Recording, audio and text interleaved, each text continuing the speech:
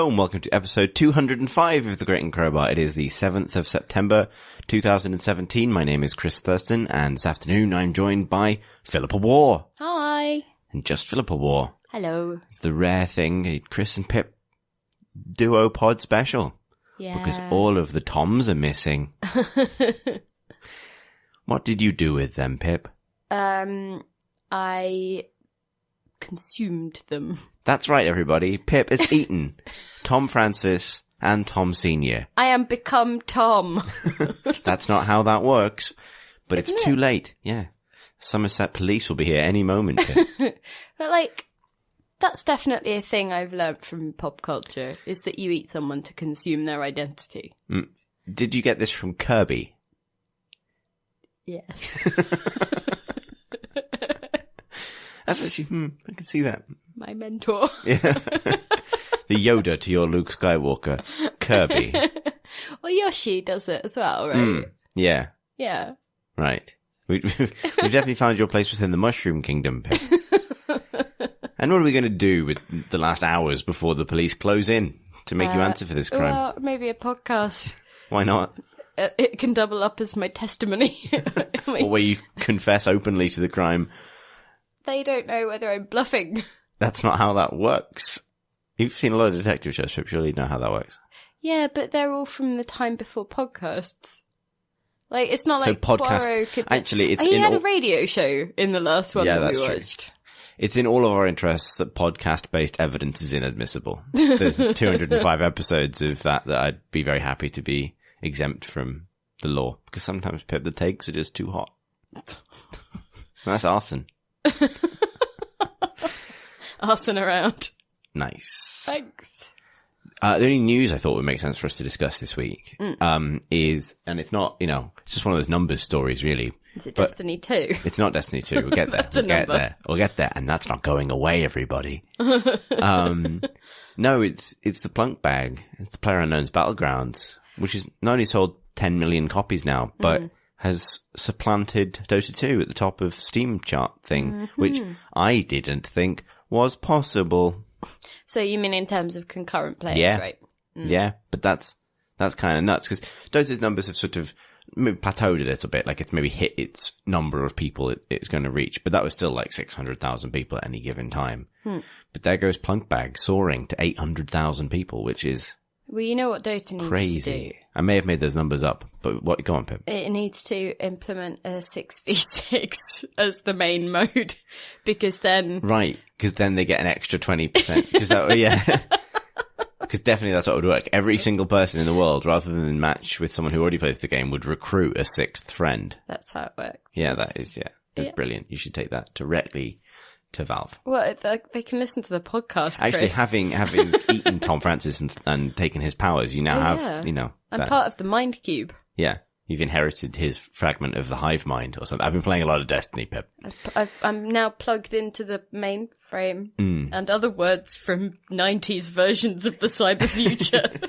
Nonetheless, this is kind of nuts because I would never have thought, like, I could imagine a future where a sufficiently popular game, trumps Dota. Even, obviously Dota. Pokemon Go. Yeah, well, I mean, on Steam specifically. I ruined that for you. Yes. Yes, you did. And But, then I tried to make it up for you by performing a Pokemon Go live action. oh, you mean you ruined Pokemon Go for me Trail. rather than the bit? Oh, did I ruin the bit as well? Without any Walls are toms. crumbling, yeah. They're the buffer. I get distracted by having more people to ruin things for. I mean, well, you did ruin Pokemon Go when it came out because I was like, wow, look at this. It looks like a neat gizmo. And you were like, look shit. And I couldn't really go back I to it. didn't say that. I said, what a neat way for people to harvest your data. Yeah, that did ruin it for me. 'Cause you were right. You normally are. And I was just like, oh. But then I made you a version. Yeah, you hid lovely little stickers around the garden. No, I had pictures of Pokemon around the garden and Yes. then said hotter and cold. Make her own fun. So, wow. Plunk Bag. The thing about Plunk Bag that makes me kind of go, what? Is the fact that it costs £30 and it has done this. That's kind of nuts to me. But did it always? Like, has it had Yes. periods of not costing £30? No. Okay. It's only been available for like 4 months. Okay. And it's Oh, been, wow. The time has gone. No, I mean, I thought it was like a million years old, but I No. think that genre feels old. Yes. And also in my head, it somehow morphs also into DayZ because it's had similar sort of early access and everyone's playing it. And, you know. Yeah. Well, I mean, it's sort of, it feels very late because obviously it's arrived months after H1Z1 and DayZ and all the games that it takes after. But I guess it kind of shows that people are still hungry for that fantasy of being shot in a field. I don't know, maybe it's like being compressed. Like they just like being in ever smallening You've been in the places. weird part of Tumblr again. Like, I mean, there's something different about that because otherwise you just enjoy being on a commuter train. So hang on, you're arguing that the unprecedented success of PlayerUnknown's Battlegrounds is because most people have a secret passion for being in an ever shrinking park. Not maybe survival, there's not something- gunplay, not competition, not sharing an experience with friends, but at the very specific thrill of being in a park that is getting smaller. There's a very primal appeal of no, I have not finished that thought. There's a primal appeal of being snuggled. So you're saying And that's what the game does, right? It tries to snuggle you. it's a laser force field that But- kills you. Right, but it becomes a smaller space. It becomes something manageable and something snug, Okay. right? Okay. It's like an environmental hug. Have you played Plunkback? No!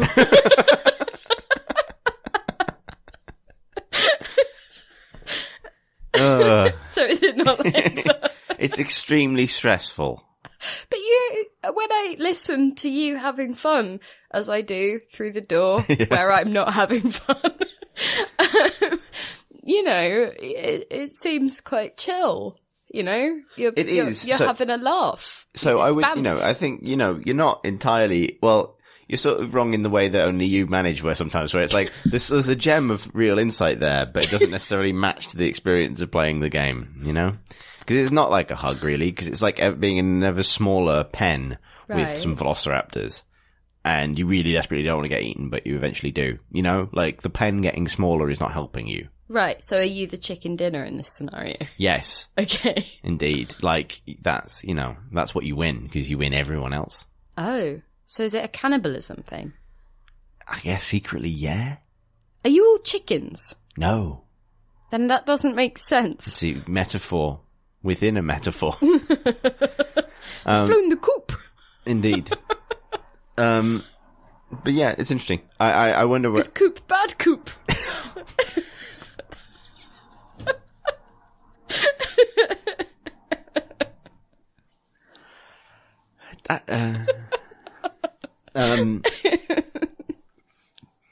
Yeah, well, it's a big game. I started to go off it a little bit, I have to admit.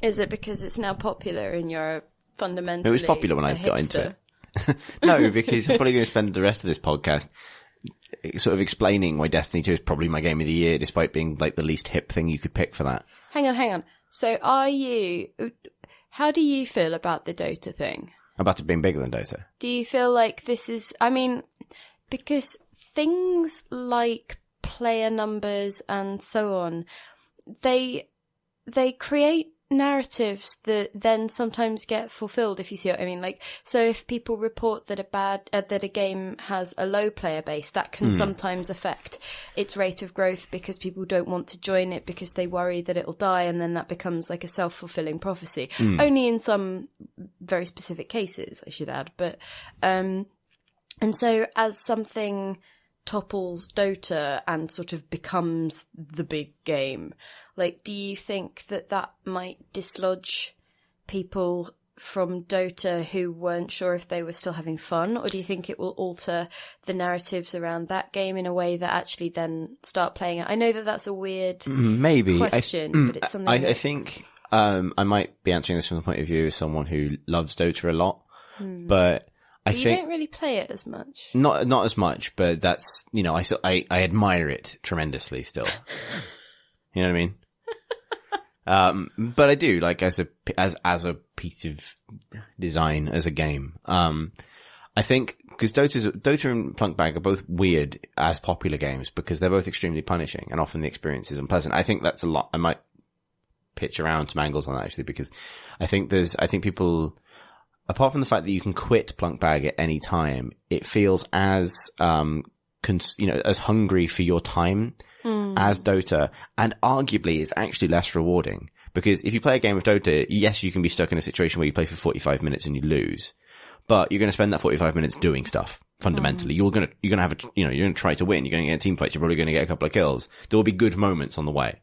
It's very easy to play Plunkbag for half an hour, have a game where you don't really see anyone else. You and your friends run around and loot things and hide in bushes and crawl and stuff, and then you get shot.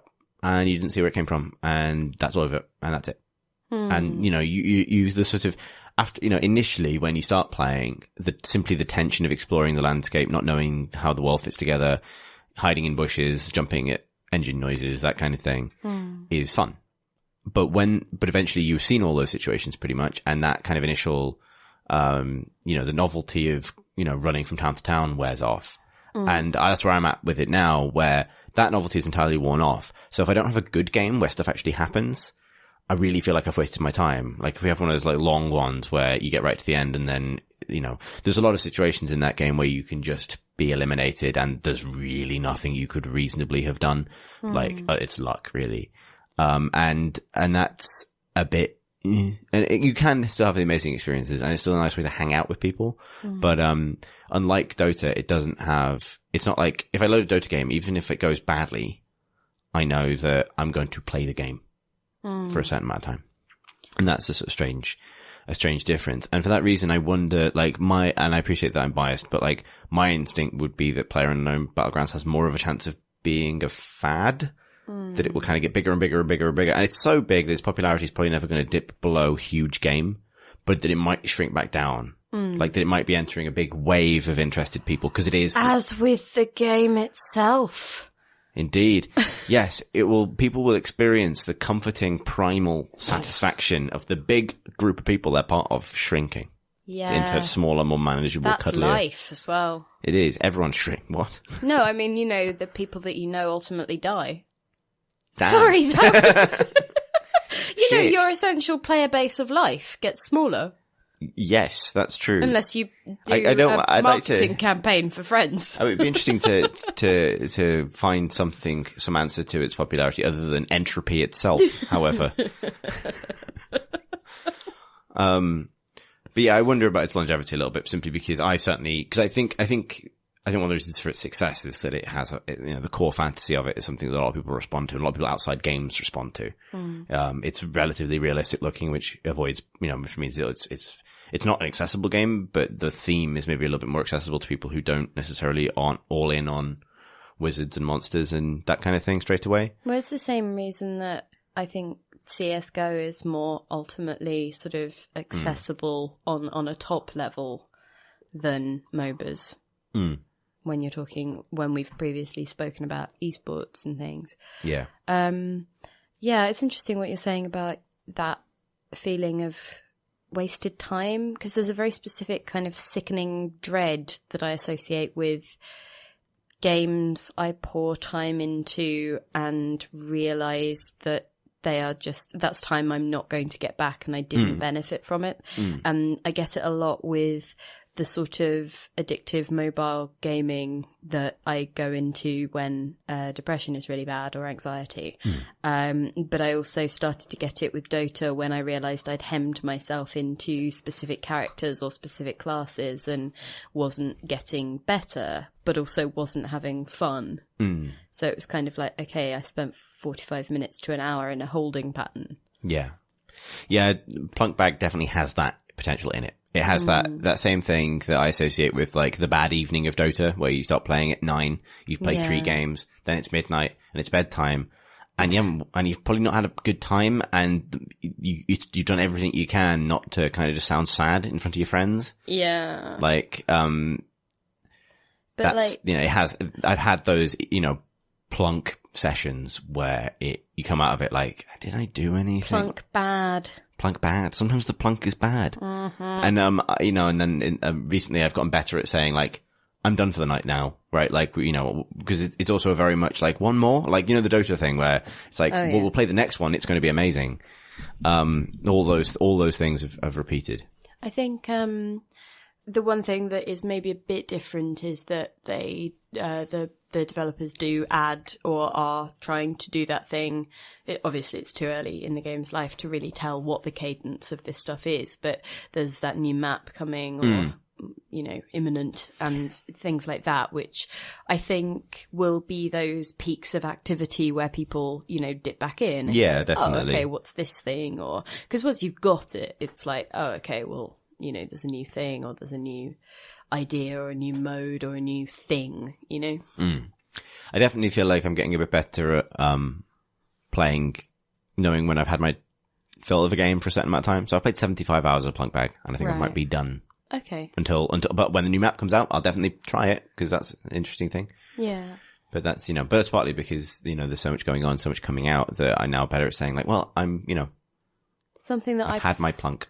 I really like, so with Dota and with League, I am far happier watching and feeling like I've got something out of that time than playing it myself. With Dota, like the only times I go back are when, for example, when they add a terrain map that I particularly like and want to experience that. But usually that's a case of I play one game so that I then have a recorded version of that I can then like use the free cam to go into the replay of and examine all of the fish or you know, all of the insects and things. So that's what my relationship is with Dota at the moment. I wonder whether, because Plunkbat has a really active Twitch community, right? Yeah, I think that's one of the big reasons for its success. So yeah, like it'll be interesting to see if people switch over to, you know, whether ultimately you'll end up with games like that, which are really big, but then maybe they'll end up with more watchers than they do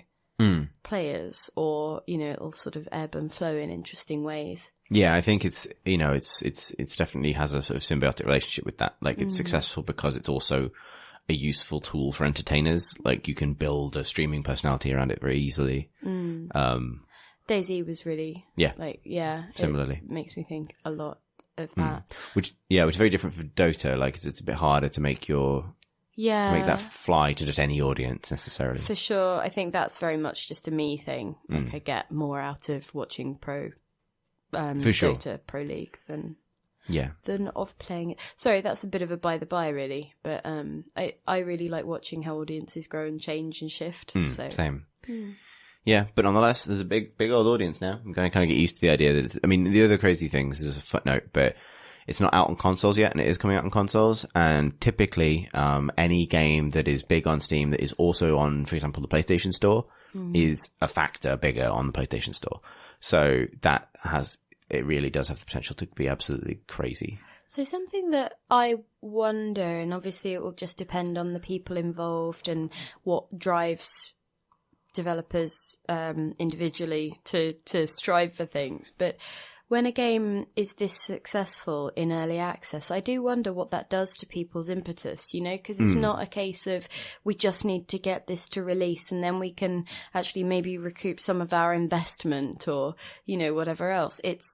This is possibly the biggest thing I will ever do with my life in terms of the money that it has generated. Yeah. And it's not actually finished, but at this point, it's enormous. So what, you know, like, I think you have to find your way back into making that happen. Because obviously early access is in a lot of ways a sort of, at least a trust-based contract with your audience. And sometimes, like, you know, a legal one, I would assume. I'd need to double check terms and conditions.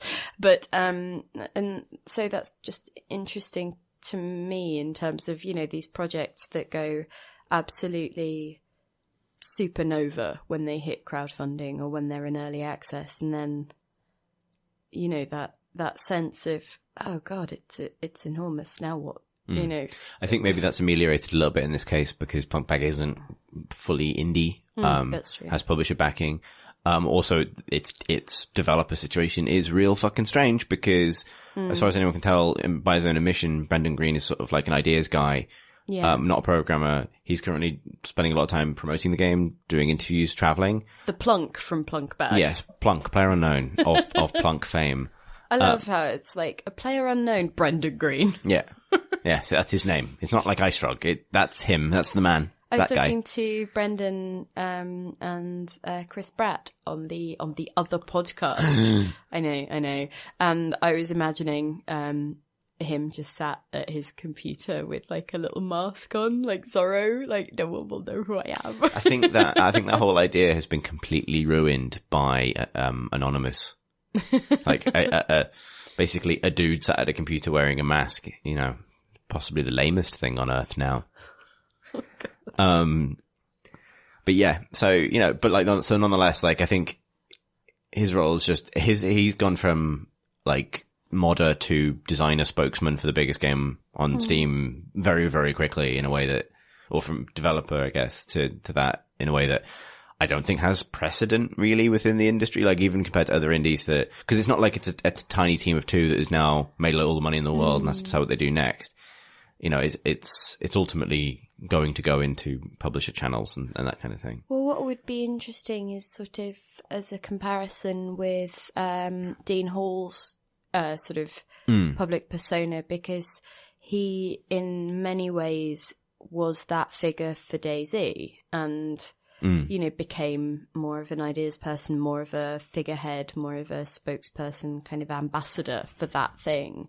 And then the narrative gradually shifted and it was, you know, oh, this thing still hasn't come out and, you know, this stuff is like really behind and, you know, sort of that type of thing that has then transferred into, you know, him moving off to his own projects and that, you know, that sense of, but he is man who did not finish project. And like that being his narrative. And it'll be interesting to see what happens with Plunkbat, but also what happens with PlayerUnknown as an entity and as a, you know, in response to how that development plan pans out.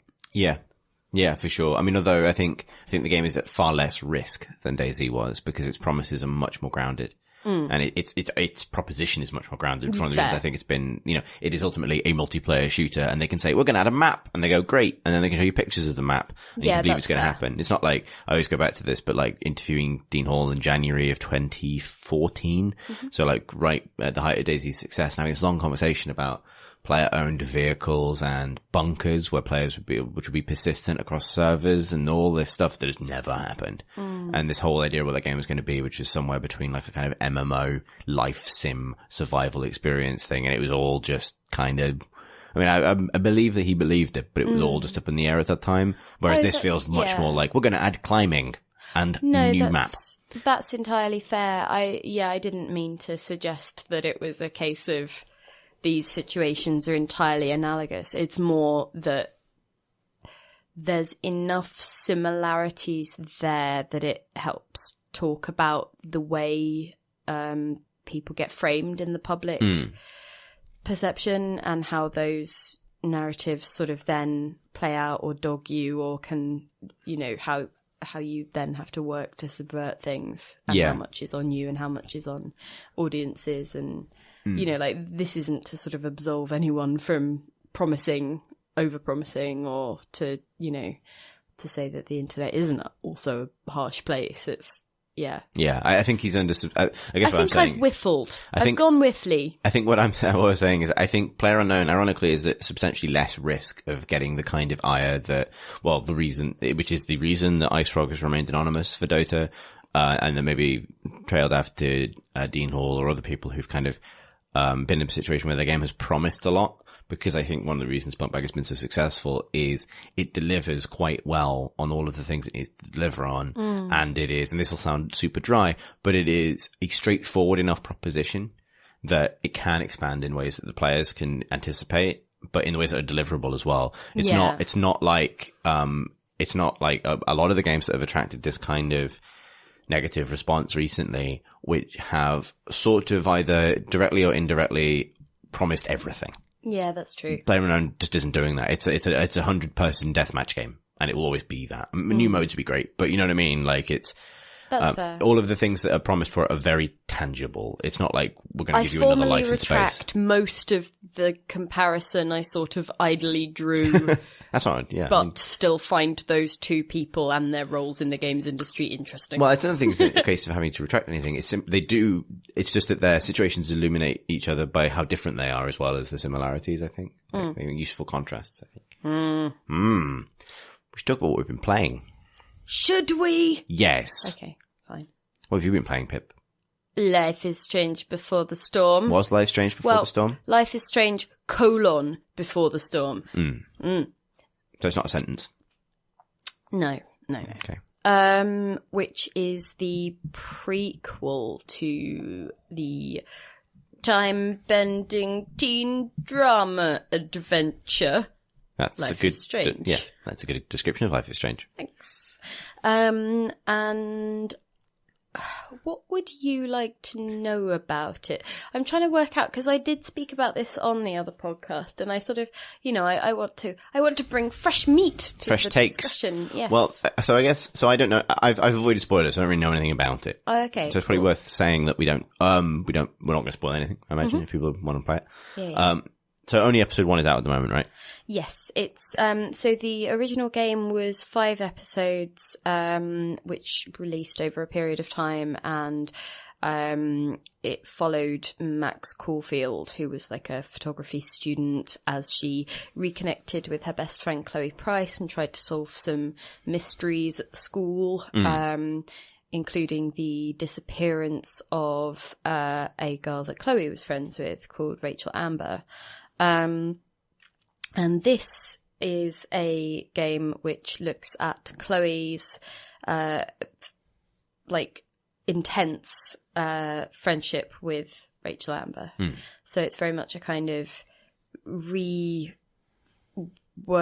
of, or not reworking, but it's a lot of the people and places that you recognise, but, remixed a bit, or, seeing how they came to be in particular situations. Right. And I think that works quite well, because I didn't spend the whole time sort of feeling like we were just inching towards a conclusion I already knew because I played the first game, right?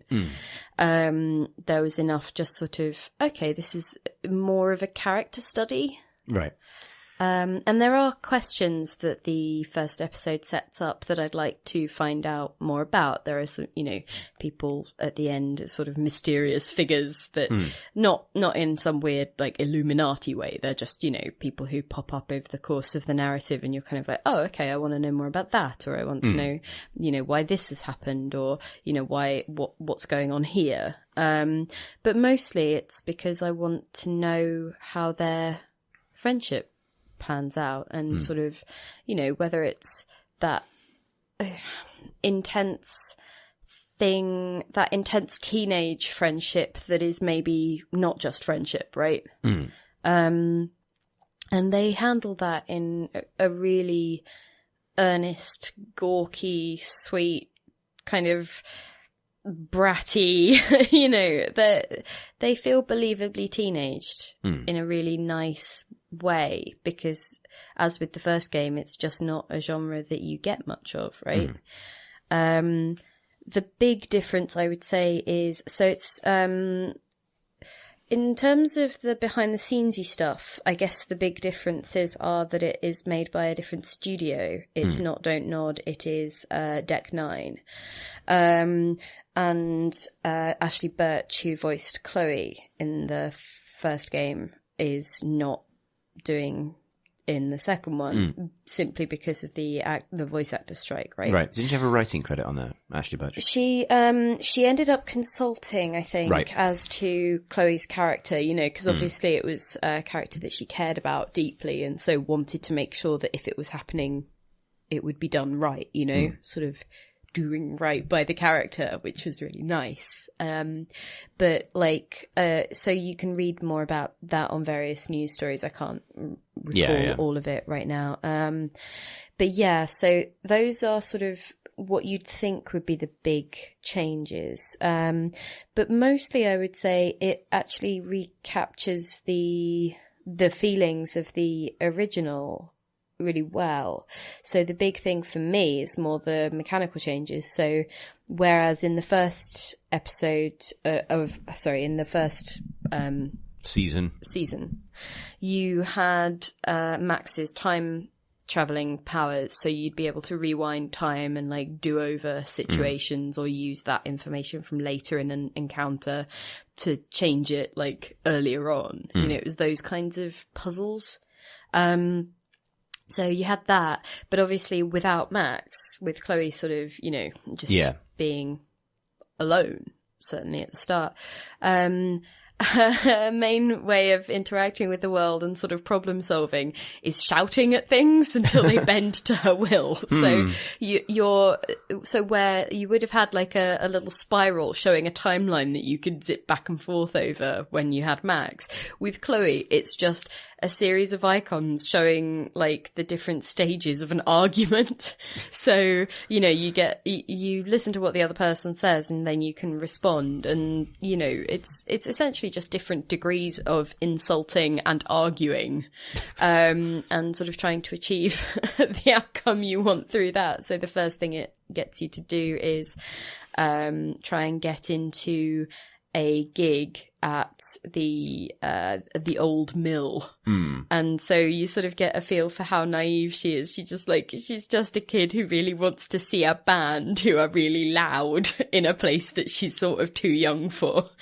And it's just really sweet and quite funny, and she sort of squares up to this bouncer, and that's when you sort of have your first encounter with the argument mechanic. And it's essentially like her telling this enormous tattooed like biker gang dude like, I could take you.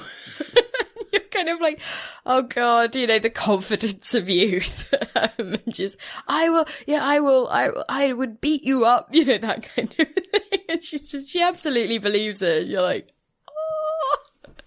So yeah, and then there's a whole bunch of stuff that is more about being able to interact with things in the environment, and there will be consequences for some of them,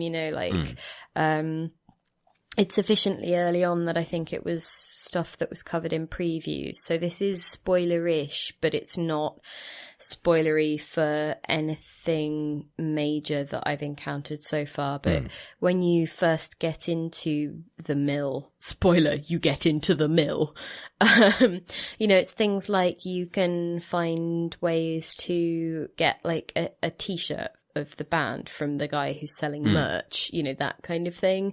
And there are some other, but you do it you don't have the money for it, so you have to sort of be a bit of a dick, and do a thing that I wouldn't do in real life, to make that happen. And so obviously there are points within that where there might be consequences for things, and that's when you meet up with like various other people from the first game. So yeah, and it was really nice to see, to be back there, and to get a feel for things. It's not perfect because, there are, in the same way that I really wasn't entirely convinced of the first game from its first episode, there were moments of like, and I mentioned this in the review that I wrote, but like David, who is the guy who Chloe's mum is dating, they need to have him be sufficiently irritating and authoritarian towards Chloe that you get why she hates him. And for that to be a believable, non-extreme response on her part in a lot of ways, like a reasonable, I'm bereaved because, you know, my dad got killed in an accident, but I also hate this guy. But you also need him to be not a dick enough that you believe that her mum is in a relationship with him and is enjoying that for some reason, you know, having been essentially married to the nicest man on earth for years. Like, why is she suddenly with a kind of an asshole ex-army jerk, right? And so they haven't got a holistic character there. They really haven't. So I guess he struggles as well for being quite a significant character in the original series. Yeah, and so he just ping-pongs in dialogue between, you know, like, clearly looking out for her mum in some way and also just being a turbo douche. And you're just like, but that's not, it's not in any helpful way. And same with some of the conversations that you have between, like, Chloe and her mum. You're kind of like, okay, well, I mean, it feels like there's maybe a path through that conversation that is canon. And if you deviate from that, you sometimes get some strangely, you know, not, it doesn't flow properly. You're suddenly in a kind of heartfelt moment when you were in a sort of aggro moment before, but not in the way that teenagers actually do that, you know? It's a strange one because, like, Life is Strange in its 5 episodes felt like it sort of told the complete story of this place and these people. And obviously, I assume, given that this is called Before the Storm, and the storm in Life is Strange represents the big metaphysical element of the story, which all surrounds Max. Obviously, this is sort of not engaging with, you know, the full mad Donnie Darko metaphysics of the thing. But it means that, like, I kind of wonder where it's going to fit in because, I mean, you know, it's not even like Chloe was an important side character. She's close to the main character of Life is Strange. Max is the person that you are, but like 90% of the things you do revolve around Chloe. Max needs to be enough of a blank that you as the player could be her, if you see what I mean. Like, she had her own character, but like, she was always a bit less well-defined for me. And then Chloe is just this ball of angry energy who I adored. And yeah. That's why she's a weird choice for protagonist. I mean, I haven't played it yet and I'd like to play it. But I wonder if maybe the version of this is the one that makes more sense, the one where you play Rachel Amber, because she was the other person that was somewhat less well-drawn than Chloe, at least. Maybe, although I think that would take away a bunch of the scope for mystery, because, like, through playing, if you have played the first game, you know a whole bunch about Chloe, but you don't know anywhere near as much about Rachel Amber. That's true. So by going and telling Chloe's story, you're not, you know, it's not about, like, oh, it's weird that you know all of this interior, you know, monologue, or that you have more of a sense of who she is, you know? Like, and also similarly, you wouldn't have as much sort of, I guess, mystery to unravel with Chloe, because it's like, well, hang on, I know everything that happened to you because, you know, you explained it to Max previously. I just can't imagine it getting a little bit weird when it has to tiptoe around characters like her dad, or her stepdad, for example, who have such a big role and such an ambiguous role in the first series, but their ambiguity kind of needs to be preserved in this, even though presumably most of the people who play it will know where that arc ends. It's a strange kind of, I mean, prequels have this problem all the time, but it's a... Well, yeah, because they can't do any of the satisfying resolution that happens in the first, in the main thing, right? But, I think in making it a 3-episode character study, essentially, or as far as I can tell, or more on that sort of side of the spectrum, it at least lets you sort of pick at smaller elements of a more intense but maybe smaller scale story. Yeah, I can see that. And thus that makes those other elements less of a problem, because it's just far less about how do we get to the beats of the first episode of the thing that it's a prequel to. You know, it doesn't feel like you're hemmed in that way of like needing to get people to a certain point. It's more just, you know, here is the story of that friendship and why it mattered to that first game, right? I see. Or at least that's what it is so far. There's 2 more episodes, Right, so yeah. I might be walking all of this back in a few and I months. guess if your overall feeling coming away from it is that you were glad Life is Strange is back and enjoying it, then that's obviously a big positive. I would love to sit with you as you played it, and because we did that with Life is Strange, because I'd played it earlier because I was reviewing all of the episodes for Rock Paper Shotgun, and so when you played it, I sat with you and just watched your choices and sort of, I wasn't giving you any spoilers or anything, but at a few times you did completely different things to me, and that was super interesting. And with my playthrough of this first episode of Before the Storm, I made a bunch of choices that some of them were so rewarding, and I'll be so, like, I would be interested to see whether you encounter the same things that I do, but also B, whether you not doing some things, if you choose not to, fundamentally alters how enjoyable the game is. Because there was one standout, like, optional encounter that I absolutely loved, and I think people not going for that thing or not finding that thing or, you know, shying away from that thing might significantly alter their enjoyment of it, if that makes sense, just because it was really deft and really cool. Yeah. We'll find out, I guess. Yes. What have you been up to?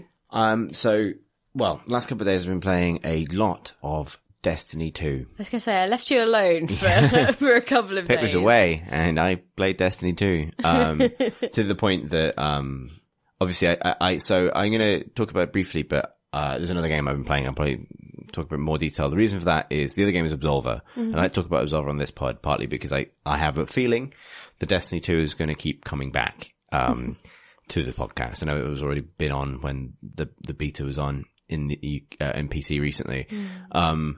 It's interesting because I feel like with Destiny now I can say like this is one of my favorite game series of all time, and one of, you know, and specifically I may even put it singular. It might be one of my favorite games of all time, and the reason for that is it feels like Bungie have spent 3 years now making and remaking the same game, which is a really, you know, this kind of complicated shooter MMO PvP single player thing. They made it once the first time it came out and it was flawed, but I loved it, but it was flawed. They made it again with Taken King, and they've just made it again in Destiny 2. Like, it is, it does justify being a sequel. It is a substantial step for the game, but it is fundamentally another set. It's the same set of very talented designers going back to the same set of ideas and taking another swing at them. And it is the best it has ever been. It's so good. And it's not just, I mean, obviously not just because it's compulsive or because it's a good marriage of systems. I think the thing that will always make me love Destiny is that it is one of these big, hyper popular, hyper marketed kind of, you know, product games, that is designed to do well. Obviously, not all games are, but you know what I mean? It's as AAA as they come in that sense. Yeah. But it has a real spirit to it, and you can hear the voice of the designers through the ways they've designed things, and also through the kinds of stories they're telling, through the environment art, which is amazing, that kind of thing. Yeah. Far more so, I think, than I get out of something like Overwatch or any Call of Duty or anything like that. I think I was talking I had lunch with Alex, regular podcast Alex Wiltshire yesterday, and he put it in that, like, with most sort of hyper mainstream games, they don't necessarily like open arm. They don't necessarily just invite in the kind of player's understanding of the game with open arms and build it around that. There's a sort of a plan. And Destiny 2 very, very much feels like it is, you know, 3 years of things people loved and hated about the game, the memes that have grown up about it kind of coming together, to the point that I could wang on about it indefinitely, I think. All of the super smart decisions. It's a phenomenal shooter. all the very smart decisions they've made to rebalance the game around certain sets of weapons, to each of which, each decision answers interesting systemic problems that emerged from the sort of combat sandbox of the first game, which have been answered, and inevitably new problems will arise and they'll get solved as well. But I trust Bungie probably more than any other developer when it comes to designing shooters, and I think they've done it again. The mad bastards. And they've found ways to put systemic depth into Destiny that I didn't think were there. And I feel like I know those systems inside out. And it's comfortably a lot of the same systems, but with these little additions and tweaks that mean relearning things. And it's been an amazing experience, getting back into that. I think it'll be time to go into in a lot more detail when it is out on PC, which is the end of this month. But yeah. Beginning of next, right. But no, yeah. Hang on. I thought it was the end of this month. No, it's isn't it like the 24th of October? Or something? I thought it was the 24th of September, but maybe you're right. Yeah, you might be right. I'm fairly sure it's October. Well, that sucks for people who aren't playing it now. But yeah, there's so much I could say. Like it's a phenomenal showcase for amazing industrial sci-fi art. It doesn't get enough credit for that, I think.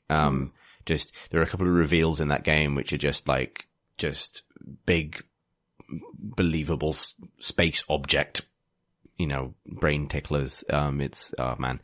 I like it a lot is what I'm saying. And I'm really glad that it's as good as it is. There's the only thing, the sort of the topical thing, I suppose, to address quickly about Destiny is, inevitably, and this is sort of frustrating to see because it seems to be reviewing well, as I hope it would, because I do think they've done a phenomenal job. But, the story has been the backlash in the community about some of the microtransaction stuff that's in it. Personally, I think I'm starting to find it a little bit tiring that the first story about a game is what are people angry about, not what is it doing well, but that's bye-bye. The reason for this is, so Destiny 1, about midway through its life, kind of gained a microtransaction system. But its systems from the ground up weren't necessarily designed for it. They started to add things like glowing effects for your armor that you could either loot or buy or that kind of thing. Emotes. And for seasonal events, you could purchase, is it silver or something? Silver is the premium currency, yeah. Yeah, you could purchase silver to then invest in irritatingly non-matching amounts for, it had that disparity of, you buy a certain amount of thing and then you'll have enough change to think maybe you should spend some more But anyway, but they were never core in that way. It was more, but I think I would have been surprised if there weren't microtransactions, given that they implemented them and they were phenomenally successful. Business wise, it wouldn't make sense to strip them out again. So one thing in this what's the... I'll explain the thing. So Destiny 2 has obviously one of the things that's been factored in, because every element, one thing that impresses me about it is, I don't want to spoil things for people because I want people to be able to go in and kind of experience things in the right order, including you, Pip, because you've obviously been aware as it's come out. I'm very impressed by how much of Destiny 1 is in Destiny 2. Not in terms of locations and things, because it's new places and new missions and new characters and things, but in terms of loads of the features and stuff that were sort of added to that game over time, given that this is a reset in some ways, make the way back in. So it feels like they took Destiny 1 as it was when it died, or when it ended, and have rebuilt everything and rebuilt it in a more modern way. And that's the story of the game. But that includes including hooks for cosmetic stuff. So what I would say is, rather than it being redesigned for microtransactions, they've made cosmetic customization a lot more granular, which I think is good generally, but it is a decision that's obviously been made to provide the game with more space for microtransactions. So what that means is, in Destiny 1, you obviously equip different gear and that changes the way you look, but you also equip a shader, which was essentially like a color palette that was occupied a single equipment slot in your pirate character sheet, and it would interact with different gear in different ways, but it would primarily be like a set of 3 colors, maybe a texture or an effect or something. And you found these through kind of normal play, and once you had a shader, it was in your collection. And initially when the game came out, there was a huge problem with you not really being able to carry enough of them, so you'd have to start binning them, and later they added the system where you could always draw them out of a persistent collection. Shaders have completely changed. So but I like what they've done. I think you're probably going to like the thing that I will not like. Okay, But well, carry on. I'll explain what they've done. So now, shaders, rather than being one equipment slot that you apply and that affect everything you're currently wearing, every item, including now guns, which couldn't previously be affected by them, and ships and bikes and all everything, has a shader slot as part of its sort of little upgrade pattern thing. So when you investigate, when you look for gun details, you see the shader option as well. And shaders themselves are now consumables, that you get in stacks of 3 to 5. So you get a particular shader and you get 5 of them, and that gives you 5 uses, to use the shader up to 5 times. Towards the kind of, like when you're basically getting to level cap in Destiny is like the start of the game, and it is in this as it was in Destiny 1. When you get to that point, you get shaders all of the time. You're constantly getting, in fact, far more often than Destiny 1, where, you got one, because then you got one, you had it forever. Now you just get like these stacks of them, and there's a new section in your inventory, so they don't take up any space anywhere else, which sort of just fills up with them. But you can also get them through the sort of the loot boxes, basically, the microtransaction stuff. But the kind of furore surrounding the game now is about shaders having become consumables, having been sort of these static things. For me, I can see both sides on it. However, I think, and there's some other changes to do with mods, weapon mods and things that can also come through, loot boxes. For me, I kind of get people being frustrated by the idea that they're not going to be able to change everything whenever they want. I do get that. I think in practice it hasn't felt like a problem yet at all, really. Because like I say, you seem to get them all the time, and I've not ever been in a situation where I've sort of felt like I have to go anywhere near the store, basically. Also, as you level up, they give you shit loads of stuff from the cosmetic store. Obviously, as a kind of first one's free kind of thing. But I found myself now in a position where I don't think I'll ever touch the microtransactions, and I don't really feel the pressure to. Let's revisit that on like Halloween. Sure. Yeah. Yeah. Yeah, you like the thing that I don't. Sure. Okay. Something that I really loved in a weird, wonky way is how in the first game you would equip a shader and it would just apply particular colours from that palette to bits of armour and whatever. I absolutely loved the capacity of that to look awful. Like, there was something really endearing to me about the fact that some classes just couldn't use particular shaders without looking ridiculous. Yeah. That was actually just quite funny and quite that sweet. That is definitely still in the game. Oh, really? That, like, some of them look fucking bananas. And I think, so one thing I would say is the flip. So yeah, because I mean, we'll always have the banana warlock. Oh, yeah. Because you had like a kind of, what was supposed to be kind of like undead space leather trench coat. But if you applied a particular shade to it, it basically just looked like a banana skin. It looked like a big banana onesie that you were wearing. So, obviously things are applied item by item now, so you're not getting your entire outfit at once. Although that's why I think they drop in stacks, so you get like, you can apply to your entire outfit if you wish. But as well as, the shaders, as well as having colors now, they now also have materials far more strongly than they did before. So like, I have one which is like, kind of makes everything look like glossy, pink, baby blue, and like pale yellow, kind of shiny velvet, which just, it looks bizarre, but that's, I think definitely in the game. Obviously I want to try it out before I start saying whether it's a good thing or a bad thing, in my opinion. I will say that I have reservations about the consumable side of that stuff because I am far more prone to wanting to switch things up or to try things out or to, I used to have my looting outfit or my, that kind of stuff. Or, an outfit that I would rock up in PvP with that looked absolutely stupid, but I would then want to switch it out for when I was doing my formal business. Yeah. And and being able to just switch in a thing was really lovely for that, because it was part of my way of playing. Whereas if it's a case of, well, you now have to think strategically or budget for these things and these uses, that does automatically restrict one of the ways that I genuinely enjoyed playing that game. Yeah, I totally do understand that. I think it feels like, so I also understand why when something like this comes out, it really doesn't matter. Microtransaction centric issues are just a red flag to a bull when it comes to internet reactions to things. So it's become the discussion about the game because it always does. But it's not necessarily unwarranted. But I do think these issues have a warping effect on people's feelings. And that's a true thing. It doesn't matter whether it's warranted or not.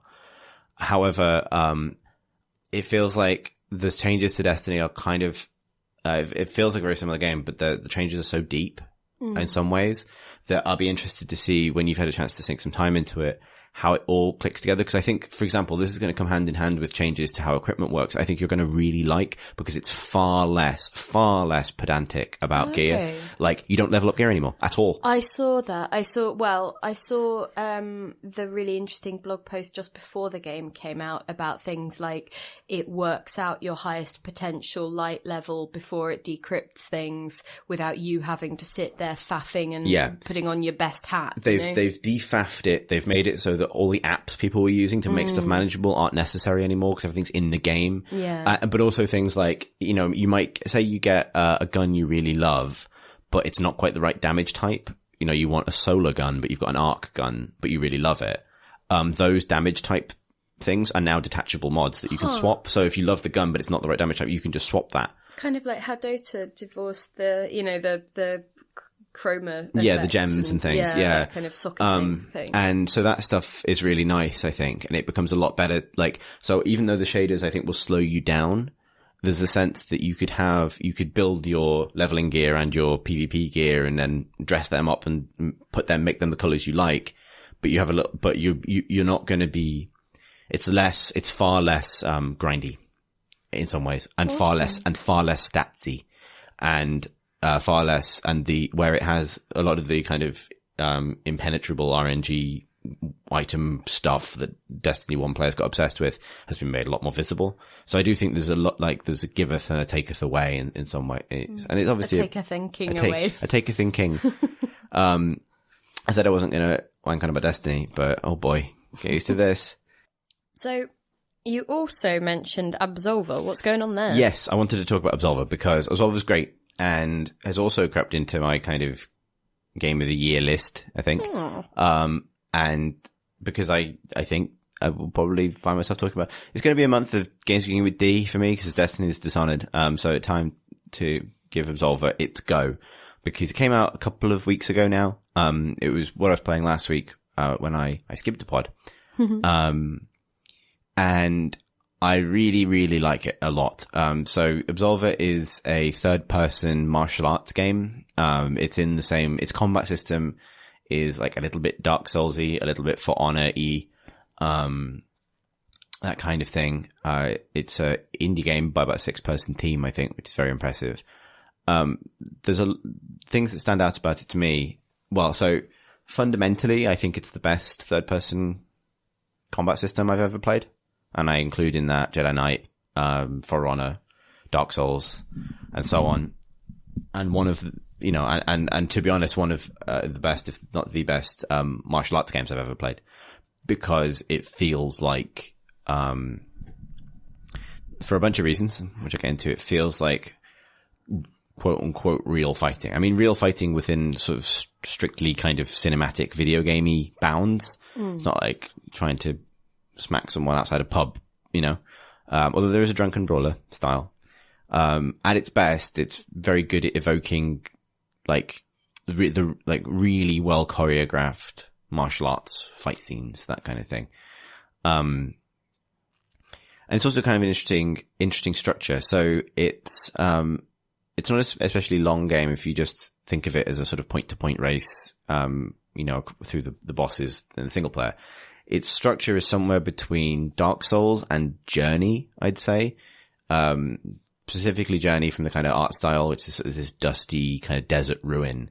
After a sort of little tutorial area, you're kind of let into this sort of branching open world, like multiple hubs. It is small by those standards. Like Dark Souls, it's one sort of interconnected space. And you can do the nice thing of standing in one place and looking at somewhere else and realizing that you're going to go there. It's one of them games. But it doesn't, it's not big by those standards. And you are a sort of martial arts initiate wearing a mask, and you need to take down a couple of bosses and a certain number of like marked people in the wilderness. Otherwise it's just, a place that is populated by punch men, and you have to punch them back to death.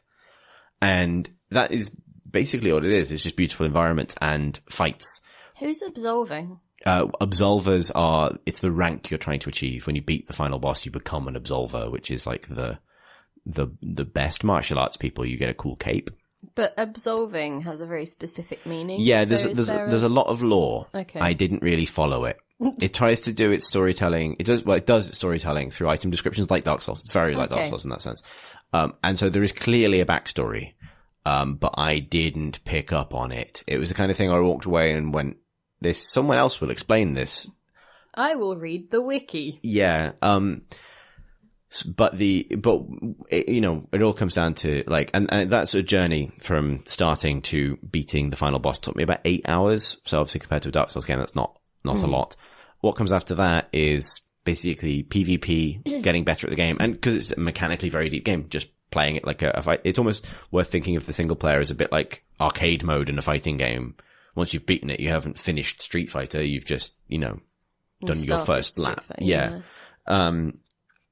But what's, trying to figure out the best angle to unpick its fighting system. So, if it helps, sort of the thing that the sound of that was most interesting to me was the idea of learning by dealing with someone who already has the move. Yeah. And so perhaps potentially pairing up with a friend, or like finding someone online to fight who can use the move on you and then you block it and learn it. That felt like a really interesting and cool, neat way of teaching that doesn't take you out of the fiction or the yeah, it encourages that as well, because high level players can set up fighting schools and actually train other players. So basically, yeah, so dial it back a bit, because to have to explain the fundamental system that underpins that is, when you start, you have access to a certain number of unarmed combat moves, and there are also combat moves for swords. Although those are almost like weapons you unlock at a certain point in a fight, that you can't just be a swordsman all the time. And you have access to a certain set of moves, and you learn, and then you add new moves to your collection by blocking them successfully in a fight. However, when you do pull off one of those blocks, and there are also like more like finesse based things like parries, where you get more. So if you successfully parry the move, then you get more XP for it than you would if you just absorbed it. However, you lose all of that progress if you then don't win the fight that happens in. So you have to actually defeat your opponent for it to count. So, there is leveling up and there is stats, there is, getting XP. But a lot of the training, and feels very martial arts movie montage-y, just means wandering off and maybe trying to find specific NPC spawns that do the move you want to learn, and then parrying it, but also winning the fight. And if you die, it's very soft. It's not like you lose XP like in Dark Souls, but, getting a couple of good parries off on a move you don't see very often, and knowing this is the fight where you potentially learn it, and then losing the fight really sucks because you want to win.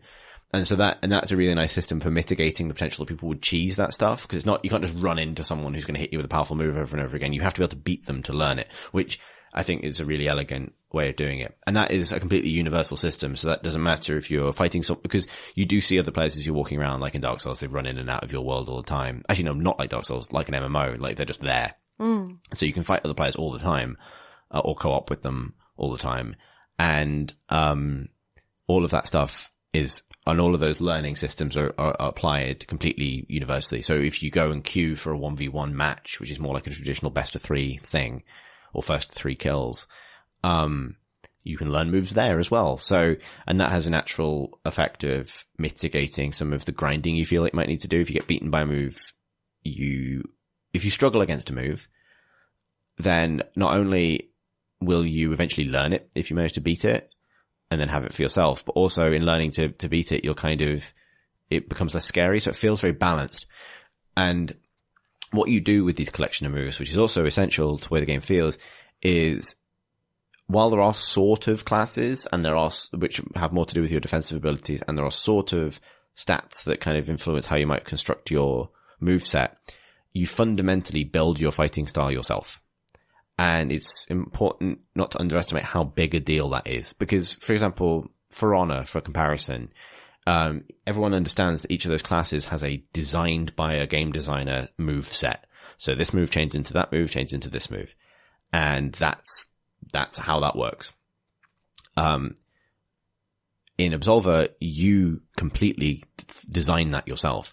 And it's pretty deep. So you have 4 directions on the 4 directional stances. And depending on what stance you're in, when you've unlocked all your slots, you will have up to 3 moves in each slot. So if I'm in my forward position, every time I press the X button, I do the next move in that slot. And then on each one, you can also slot in an additional, optional move, which is on Y. So at any point, you can go to the optional move rather than the next one in the chain. That's point 1 in why it's deep. The other thing is that every move, so the different moves you unlock obviously can only be triggered from certain stances, but they also have an exit position that can be a different stance. So, and that is sort of triggered off the last one in the chain that you do. Sorry if this sounds a bit dry, but it's really important for how the game fits together. So what that means is, while you can manually change your stance, you can also build runs of, I've built mine so that it doesn't necessarily happen in a top to bottom order, but if I just keep pressing X, I will cycle through every different stance and in a particular order, even if I don't necessarily change it manually myself. But my moves on Y, my optional moves, as well as having different kinds of utility, also change the stance sequence. And so I've built this fighting style for myself, which is kind of rapid kickboxing kind of thing, where I understand what my options are at any given point. And sometimes you might want to, retreat from a fight and reset your stance to begin the sequence in a different order. But it means that every single person you fight, even though there are archetypes, like Drunken Brawler is very popular, even though there are archetypes, you genuinely have to feel out your opponent, and not just how they use a prescribed moveset, but what kind of moveset they've built for themselves and what kind of surprising switch ups they can do. Because there is no way you could know going in unless you fought them a bunch of times. And that is such a cool feeling, because fighting games often become about, it's this character, so it'll be this, this, and this. It feels like it's given you it's given you a bunch of syllables, and then you can use them to construct your own vocabulary, right? Yeah, yeah. And then, so has your opponent, and then it's about trying to use your language more flexibly than they can, right? Yeah, or train them into expecting a particular pattern, then show them something else. So and the other great thing about it is, it's not like Gang Beasts, like a proper physics-based, fully physics-based game. But it is, it's so, I guess the way I'd put it is, its hitboxes are very specific. It's not like everyone is a cube and this particular attack always hits this part of the cube. The position of your limb in space is kind of a real thing. And to the extent that even in the open world, when you're in co-op, friendly fire is always on, or friendly kicks are always on, which means that if your fighting style is built around jumping roundhouse kicks, you're going to have no friends at all, ever, or you need to fight opponents in a sort of, tag in, tag out way, because you can't avoid kicking your friends in the head all the time. So I've got a few moves built into my deck which are designed for that situation. So I know how to just do a few kind of jabs or something to get some damage in without interrupting, without risking hitting allies, that kind of thing. it's a hard thing to express. I actually thought about doing a video, for the channel. I might still do. I don't think it would support a kind of CNC plays Absolver in the same sense as Bloodborne, because it's not that long, but there's a real sense of, like, sort of both cinematic and systemic kind of excitement, how those fights feel. Like when you fight a tough group of NPCs with, even if it's just a stranger you've met walking around, if you're both playing at a certain level, it really does feel like, you know, early season Daredevil, when the fight scenes are really, really good, like, and you're properly countering things and like, but also backing off. You're not just spamming moves. You are kind of planning your approach, backing off, resetting, doing it again. It really is fucking great. And the boss battles are amazing as well, because they're not gimmicky. They're just fights against tough, really tough combatants. The way I would describe it to someone who'd played a lot of Dark Souls or Bloodborne is it feels like one of those games if all of the fights were the kind of like invasions or the hunter fights, like 'cause every fight is like PvP and the AI is pretty good. So even fighting goons in the wilderness can feel like a PvP battle. It does have, it can be supremely frustrating. One of the things that I love about these games is you get the personality of the person you're fighting. Quite a lot of the time when you are behind or someone is, you know, wailing on you with fast attacks, or they have the tenacity not to bow at the start of a duel, then sometimes the personality trait that is expressed through this deep fighting system is being a twat, or that's the way it can feel. And you can get all of that saltiness, and that can really come through, like any fighting game, but, it's totally worth it. Like, it definitely runs out of, you know, I think if you're not going to invest massively in its, in getting good at it, then after that first campaign run, probably diminishing returns to some extent. But it's not a tremendously expensive game. I think it's £25, which I certainly got my mileage out of. So something, as somebody who is not good at those games and doesn't get what you get out of them, like something I would be just interested to hear as an outsider is you got super into, is it Jedi Knight? Yeah, Jedi Knight. And For Honor, and Blade Symphony, and this. And I'm interested in the different flavours there. Like, is it more that they are just, each one was better than the thing before? Or, what, you know, like, what's the distinction? So, Jedi Knight sort of feels like an exception in some ways, because in terms of, like, the PC doesn't really have homegrown fighting games. Like, fighting games are traditionally an arcade and then console thing. Not to say they don't come out on PC, but, you know, fighting games that take advantage of mouse precision, things like that. Jedi Knight felt a bit like that, although it was really, it's the depth of its multiplayer lightsaber fighting mechanics felt a little bit accidental in some ways. Well, not accidental, so they were designed, but the level to which people took them, was to some extent community driven. Also, that game had a huge role playing side to it. It was sort of taken as a bit of a Star Wars sandbox for role playing, including duels, but for other things as well. So it's sort of a special case. Blade Symphony was specifically a team of people making a competitive game around Jedi Knight's most competitive elements. They are very, very similar games. Blade Symphony is a lot broader and deeper, but that's because it's, you know, it was like, we're going to take this element of it and we're going to make this. Blade Symphony, and that means that a lot of Blade Symphony's ideas are quite opaque in terms of how things connect. Like, I really love Blade Symphony, but it's not fully a simulation. It's not trying to be grounded. It's not trying to look like a real martial arts movie or a real sword fight, because it's about an interesting interaction between mechanics. It's quite gamey. For Honor, which I really like, although I have to admit that I think that game is in trouble. Now, basically, like, it's getting support and things, but, they just had their first, like, mini esports kind of invitational tournament thing. By all accounts, it was a complete disaster, because the person who won it used something that the developers hadn't banned, but everyone knows is an exploit. to completely win, and he'd only been playing the game for a couple of months. And on stage, when receiving his trophy, the developer said, "Don't expect to be able to keep doing that for very much longer," which is a very negative kind of thing to express. And it feels like I loved For Honor for the weeks that I played it, but it needs a balance pass, I think, or it needs a bit of a think about how it has experience. But at its best, For Honor did have a kind of big cinematic weighty sword fight thing. The reason I like Absolver so much, and the reason I think it's the best of them, is it has its gaminess, which is also can be depth, can be like having some real kind of taking advantage of this mediumness to it. But it also manages to make it look and sound and feel like a real combat, and the very specific collision is a big part of that. Like when a kick connects, it really looks like it connects.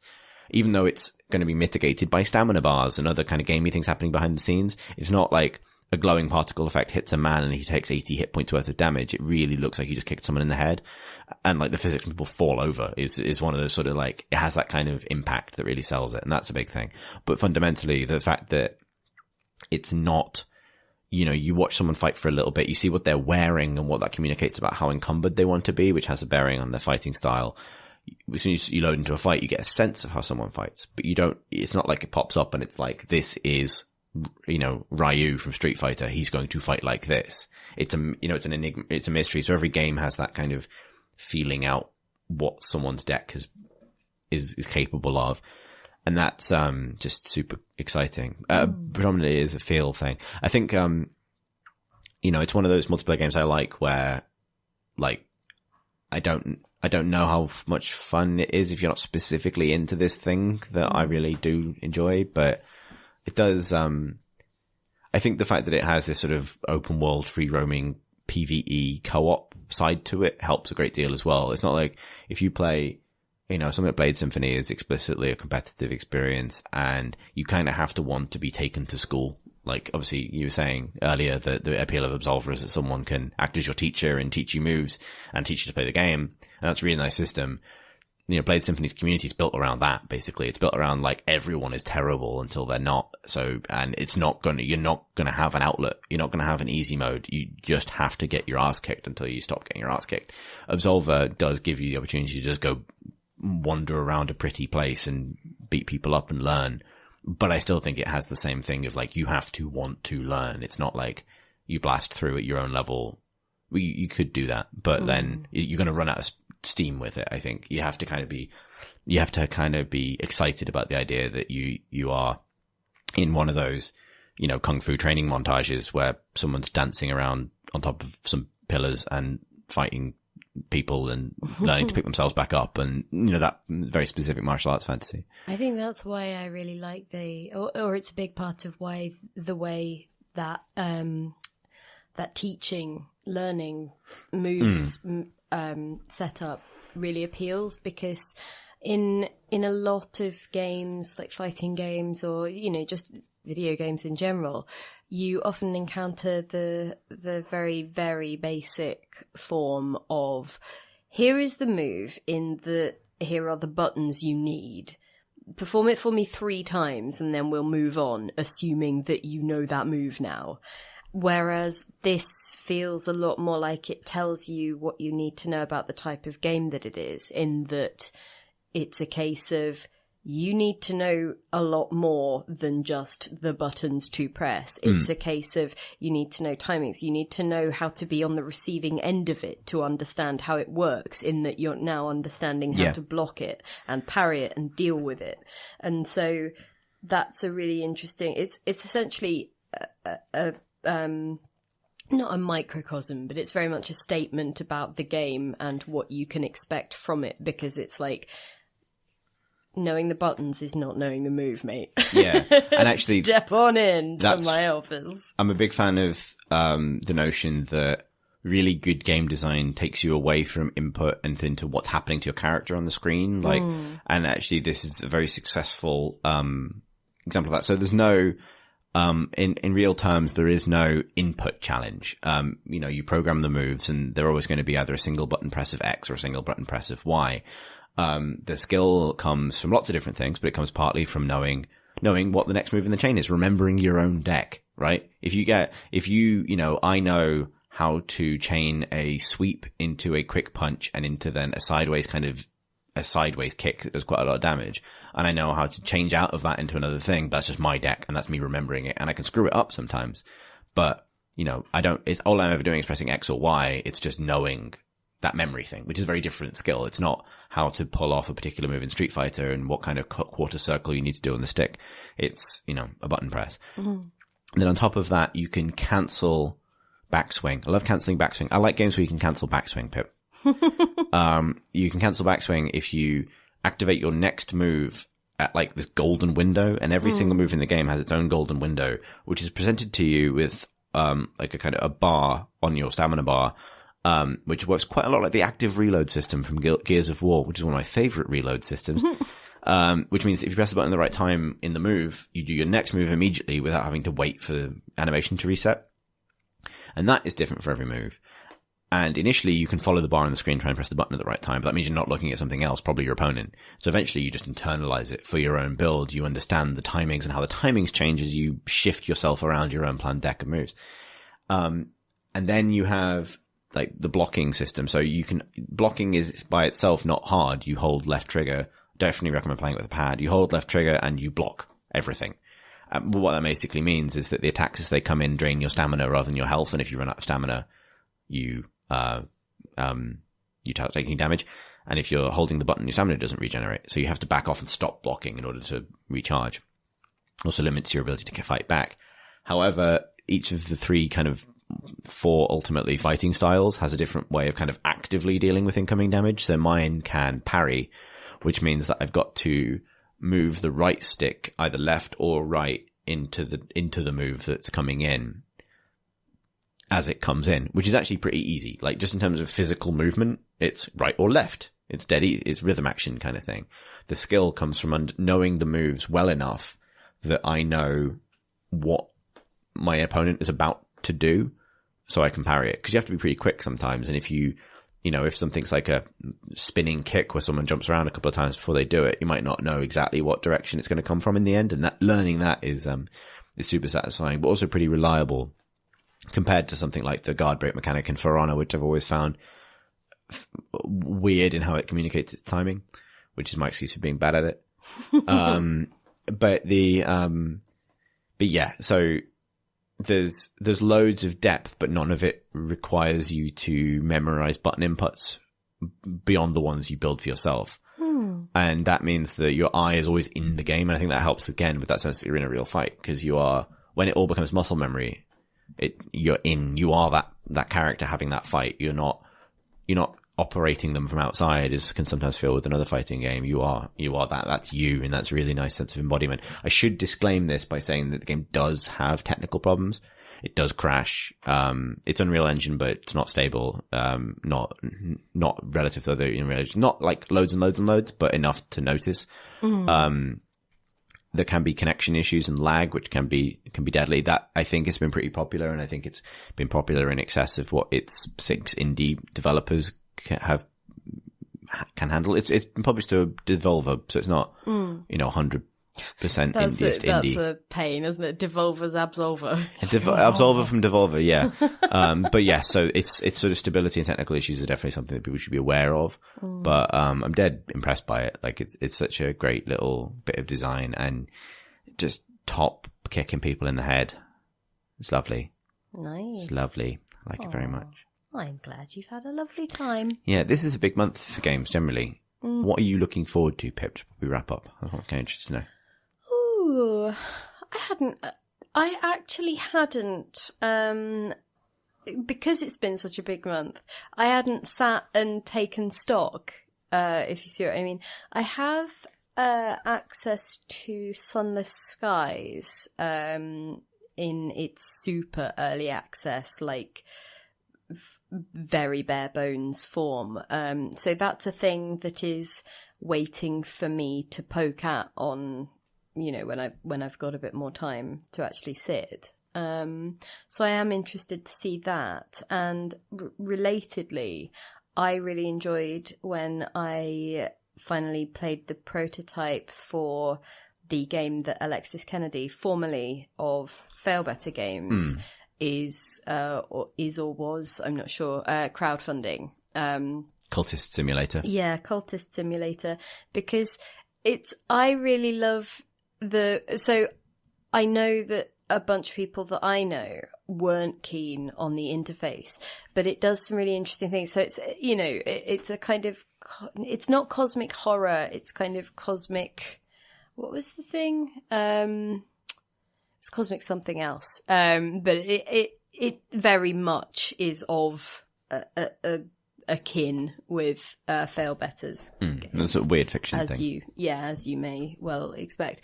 But the interface has you being able to combine different things in your inventory in these little boxes with slots on the screen. And so, you can combine, I don't know, some money with your health. I mean, you can put health as a resource into the employment thing, and then that means you're doing some physical labor.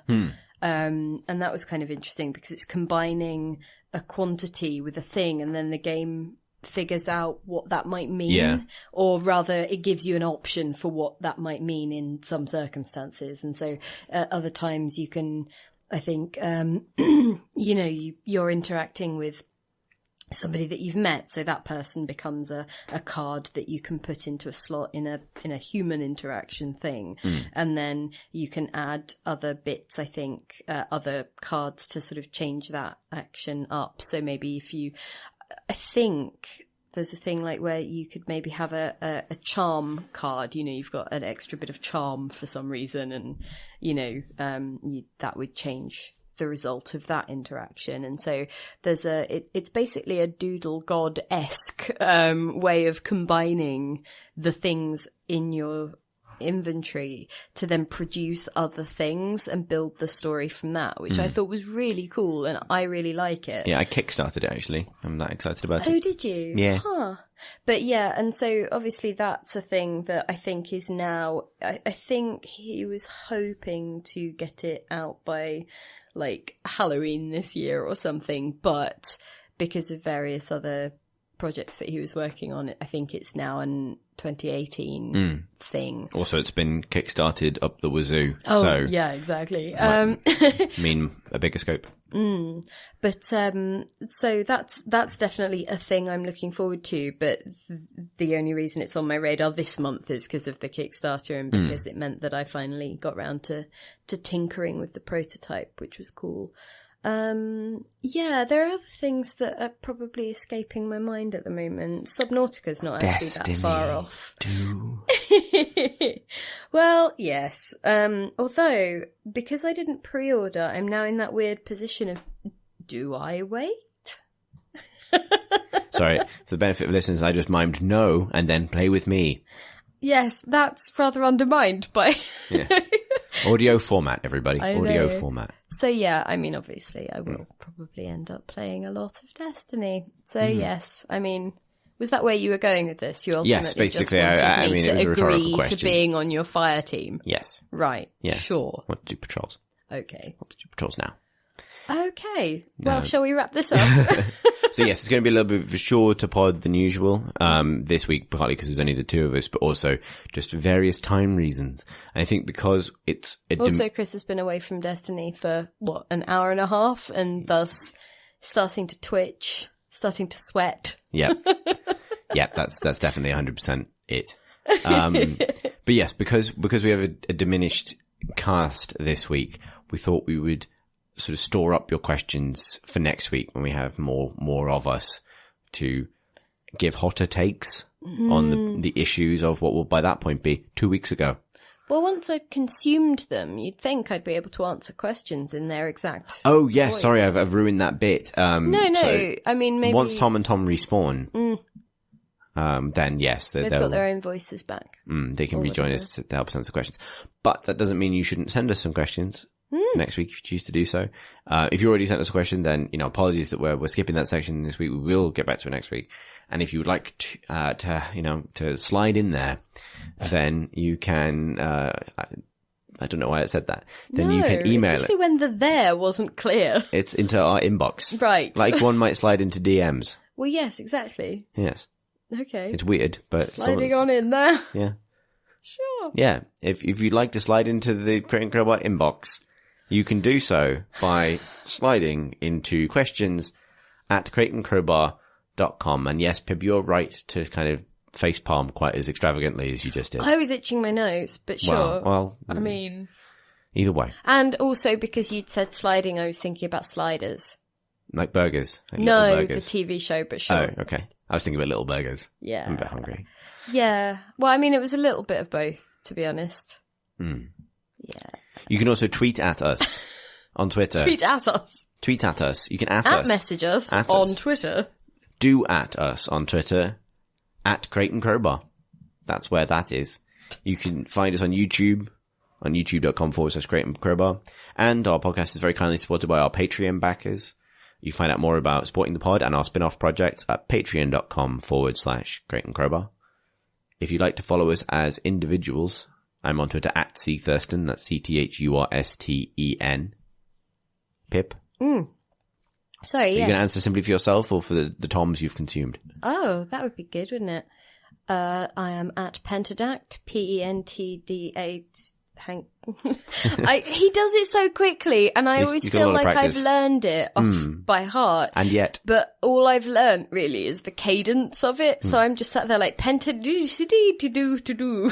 Pandadactyl. Yes, exactly. Follow someone. Mm-hmm. I mean, you just, to be honest, just search Twitter for Tom Francis. How hard can it be? You'll probably find someone, right? Yeah. You'll find someone to follow. Anyway, and the other one is Tom Senior, who is PCG Ludo. That's right. And he only ever spells the LUDO, presumably because he thinks job done with the Well, the PCG initials. is the spelling of PCG. Well, exactly, but it always throws me off because it's like, wait, what? Why are you not? And I'm Philippa War, which is PHILIPPAWARR. Yes, it is. And yes, you are. Thanks for listening. And that's it from us. So yeah, apologies for shorter than normal pod, normal service from me. I'm not sorry, just Pip's so not you sorry. know. We are literally sorry, not sorry. Yep, indeed. In any case,